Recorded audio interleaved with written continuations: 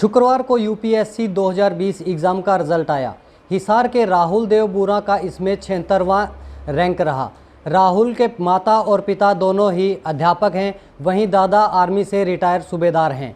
हमारे साथ उनका पूरा परिवार और राहुल देव बुरा मौजूद हैं। आइए उनसे जानते हैं कि ये जो उपलब्धि उनकी रही है उसके पीछे क्या कारण रहे हैं, क्या मेहनत रही है और कहाँ से वो इंस्पायर हुए हैं। जी राहुल जी, सबसे पहले खबरें अभी तक की तरफ से आपको बहुत बहुत बधाइयाँ। बहुत बहुत धन्यवाद सर। राहुल जी, अगर बात करें आपकी मेहनत की, तो लगातार कितने घंटे की पढ़ाई आप करते थे जिसके कारण आपका 76वां रैंक मिला है? सर मैं थोड़ा हमेशा ही स्टडी और स्पोर्ट्स अदर एक्टिविटी का बैलेंस बना के रखता था। तो नॉर्मल टाइम में सर 8 से 9 घंटा रेगुलरली पढ़ाई होती थी। पर हाँ, जब एग्ज़ाम पास में आए तो थोड़ा स्ट्रेस भी बढ़ता है, और तो फिर 10 से 12 घंटे मतलब थोड़ा नॉर्मल होता था उस टाइम पे 10 से 12 घंटे पढ़ने पड़ते। तो यही सर शेड्यूल रहता था हमें। कब आपके दिमाग में ये आया कि आपको यूपीएससी का एग्ज़ाम देना चाहिए या इस सेवा में आपका इंटरेस्ट बना?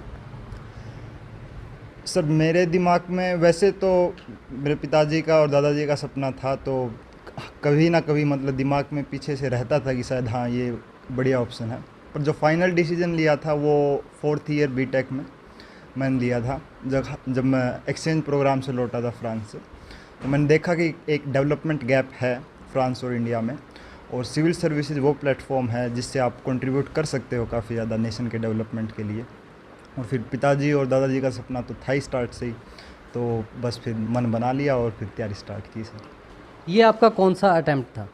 ये सर मेरा दूसरा अटैम्प्ट था। अक्सर देखा गया है कि पहला अटैम्प्ट होता है, उसमें अगर नाकामी हाथ लगती है तो एक बार जो है वो डिमोरल हो जाते हैं। तो आपका उस समय जो था वो मन का विचार क्या था, स्थिति क्या थी?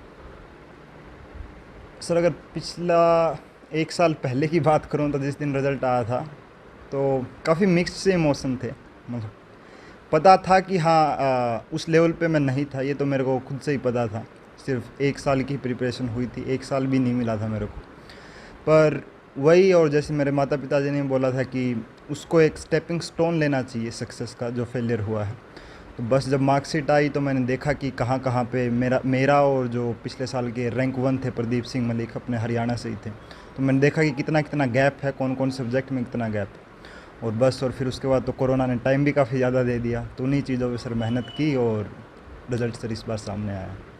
कोचिंग की बात करें तो क्या कहीं कोचिंग आपकी तरफ से ली गई है? सर कोचिंग नहीं ली है मैंने। कोचिंग का मैं मानता हूँ कि एक गाइडेंस आपको प्रोवाइड करती है, और मेरे अल्मा मैटर है जैसे आईआईटी दिल्ली, तो उसमें सर सीनियर्स हैं जिन्होंने पहले भी रैंक निकाली हुई है, तो वो गाइडेंस मेरा उन्होंने सब्स्टिट्यूट कर दिया था कि क्या चीज़ पढ़नी चाहिए, किस तरीके से पढ़नी चाहिए।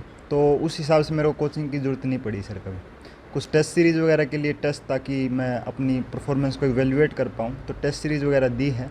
पर एज सच कोई लेक्चर वगैरह अटेंड करना, उस टाइप की कोचिंग सर मैंने नहीं ली है। यूपीएससी एग्ज़ाम की जो तैयारियां हैं वो काफ़ी युवा कर रहे हैं, उनको किस तरह से आप गाइड करना चाहेंगे या क्या संदेश देना चाहेंगे?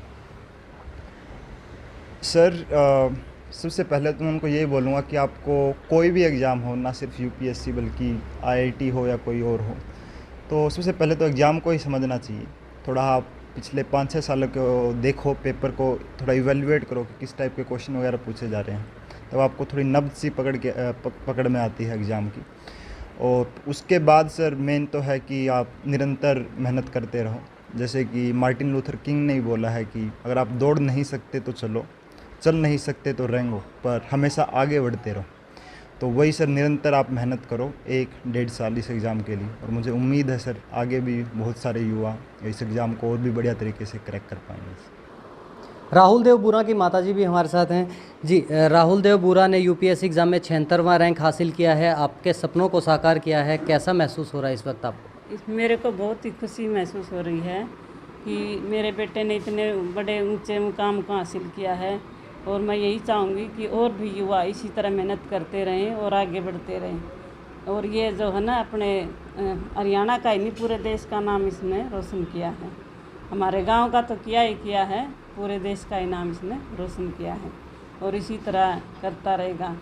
और इसकी जो बातें हैं, मतलब एक ईमानदारी, वो इसकी बहुत ही बड़ी बात है। हमेशा ये कहता है कि ईमानदारी के रास्ते पर मैं चलता रहूँगा, भाई मैं कोई भी ऐसा कार्य नहीं करूँगा जिससे मेरे पद की गरिमा को ठेस पहुँचे। ये बात इसकी मेरे को बहुत अच्छी लगती है, तो मैं भी यही इसका हौसला बढ़ाती हूँ, हाँ बेटा ऐसे ही कार्य करना है आपने, तो मुझे बहुत खुशी होती है। एक ईमानदार ऑफिसर बनेगा, इस बात के लिए मुझे बहुत ही खुशी है। ईमानदारी से कार्य करेगा। ये था कि वह शहरों वाले या पढ़े लिखों के आईएएसओं के डॉक्टरों के इंजीनियरों के बच्चे ही यहाँ तक पहुँचते हैं, लेकिन एक पहली बार मैंने खुद प्रत्यक्ष देखा है कि देहात से भी बच्चा उठ सकता है अगर उसमें जुनून हो, लक्ष्य हो और मार्गदर्शक साथ में हो। तो ये मैं महसूस कर रहा हूँ खुद।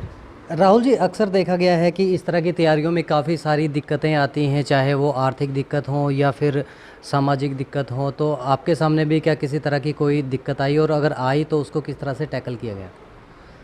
सर मैं खुद के लिए तो बोलूँगा कि मेरे माता पिता ने एक बहुत ही बढ़िया माहौल बना के दिया सर मेरे को, तो एज सच आर्थिक दिक्कत और ऐसी कुछ दिक्कत तो नहीं आई। अपार्ट फ्रॉम दैट सर थोड़ी ही मेंटल और जो इमोशनल होती है वो भी सर फ्रेंड्स और पेरेंट्स वगैरह ने सर काफ़ी हमेशा ही मेरे को मोटिवेट किया। कभी कभी जब मेरे को भी लगता था कि जैसे पिछला अटैम्प्ट था कि थोड़ा सेल्फ बिलीफ कम होता है, तो उस टाइम पे मेरे भाई वगैरह हो गए, पेरेंट्स वगैरह हो गए, दोस्त वगैरह हो गए कि नहीं तू कर सकता है, तो मेरे से ज़्यादा बिलीफ उनमें था सर। तो वो दिक्कत सर मेरे साथ तो नहीं आई है, पर मैं हाँ मानता हूँ कि बहुत सारे लोगों के साथ आती है। तो सर अब आजकल देखोगे तो डिजिटल टेक्नोलॉजी जो है वो काफ़ी ज़्यादा लेवलर हो गया सर, विलेज और as compare to urban area देखोगे तो बहुत सारी चीज़ आपको यूट्यूब वेबसाइट्स वगैरह से मिल जाती है। तो उन लोगों को मैं यही बोलूँगा कि अपने फाइनेंसिस को वेस्ट ना करें कोचिंग इंस्टीट्यूट्स वगैरह पे, गाइडेंस ज़रूर सीख करें आप, और उसके अलावा सर टेक्नोलॉजी का यूज़ करें और आपकी सर चीज़ें कर सकते हैं। अपार्ट फ्रॉम दैट सर बहुत कुछ जैसे संकल्प एक एजुकेशनल इंस्टीट्यूशन है, वो फ्री में कोचिंग वगैरह प्रोवाइड करते हैं, तो आप उनके लिए भी जा सकते हो, और काफ़ी ही मतलब उनका मेरे लिए भी काफ़ी ज़्यादा सहयोग रहा है गाइडेंस में, तो इन चीज़ों को आप देख सकते हो सर। ये थे राहुल देव बूरा। राहुल देव बूरा का जो पैतृक गांव है वो घिराय है, और राहुल देव बूरा ने उनके माता पिता का जो सपना है वो पूरा किया है और यूपीएससी में 76वां रैंक हासिल किया है। जो युवा यूपीएससी की तैयारी कर रहे हैं उनको लेकर भी राहुल देव बूरा ने कई ऐसी बातें बताई हैं, कुछ ऐसे तथ्य बताए हैं जिनको लेकर वो भी अपना जो यूपीएससी का परिणाम है वो बेहतर कर सकते हैं। हिसार से खबरें अभी तक के लिए सज्जन चौधरी।